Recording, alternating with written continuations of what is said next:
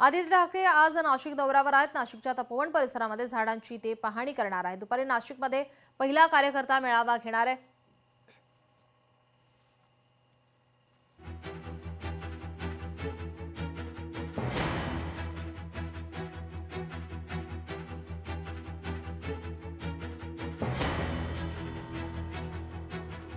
प्रतिनिधी महेश महाले आपल्यासोबत जोडलेले आहेत। महेश, आपण पाहतोय नाशिकचा तपोवनाचा मुद्दा हा गेल्या काही दिवसांपासून आपण पाहतोय गाजलेला पाहायला मिळतोय।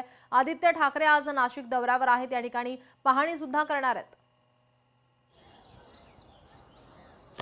अगदी खरं आहे नीलम। खरं तर आगामी सिंहस्थ कुंभमेळ्याच्या पार्श्वभूमीवर तपोवनातील प्रस्तावित वृक्षतोडीचा मुद्दा हा गेल्या काही दिवसांपासून चर्चेत होता। अनेक आंदोलने या ठिकाणी झाली। अभिनेते सयाजी शिंदे यांनी देखील त्या ठिकाणी येऊन आंदोलन केलेलं होतं आणि कुठल्याही परिस्थितीमध्ये ही वृक्षांची तोड आहे ती होऊ देणार नाही असा इशारा जो आहे तो राज्य सरकारला दिलेला होता।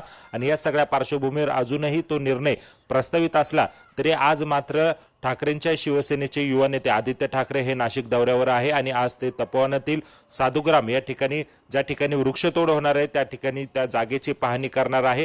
तिथं ते माध्यमांशी काय संवाद साधता हे पाहणं तितकंच महत्त्वाचं ठरणार आहे। खरं तर तपोवनाचा मुद्दा गाजत असताना मुंबईमध्ये देखील त्यांनी त्यावेळेस प्रतिक्रिया दिलेली होती की नैसर्गिक अधिवास असलेला हा नैसर्गिक अधिवासातील वृक्षतोड करू नये अशा पद्धतीचं त्यांनी सरकारला सुनावलेलं होतं। मात्र आज ते नाशिक दौऱ्यावर आल्यानंतर तपोवनात भेट दिल्यानंतर काय प्रतिक्रिया देतात ते देखील पाहणं महत्त्वाचं ठरणार आहे। तर दुसरीकडे आज आदित्य ठाकरे यांच्या उपस्थितीमध्ये नाशिक शहर पदाधिकाऱ्यांचा मेळावा घेण्यात येत आहे।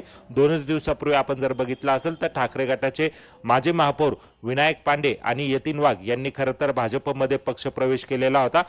ठाकरे गटाचं डॅमेज कंट्रोल रोखण्यासाठी खरं तर आदित्य ठाकरे यांचा आजचा हा दौरा आहे तो महत्त्वाचा मानला जातोय। या पदाधिकाऱ्यांच्या मेळाव्यामध्ये ते पदाधिकाऱ्यांसोबत काय संवाद साधता हे देखील पाहणं तितकंच महत्त्वाचं ठरणार आहे। परंतु महापालिका निवडणुकीच्या पार्श्वभूमीवर आदित्य ठाकरे हे प्रचाराचा शुभारंभ देखील नाशिकमधून करतायत। त्यामुळे एकूणच आजच्या त्यांच्या या सभेकडे देखील लक्ष असणार आहे। मेळाव्यामध्ये ते काय भाषण करतात याकडे देखील लक्ष असणार आहे आणि भाजपकडून जे फोडाफोडीचं राजकारण केलं जात आहे त्यावर ते काय भाष्य करतात याकडे देखील सर्वांचं लक्ष लागलेलं आहे। नीलम जी धन्यवाद आपण दिलेल्या या सविस्तर माहितीसाठी।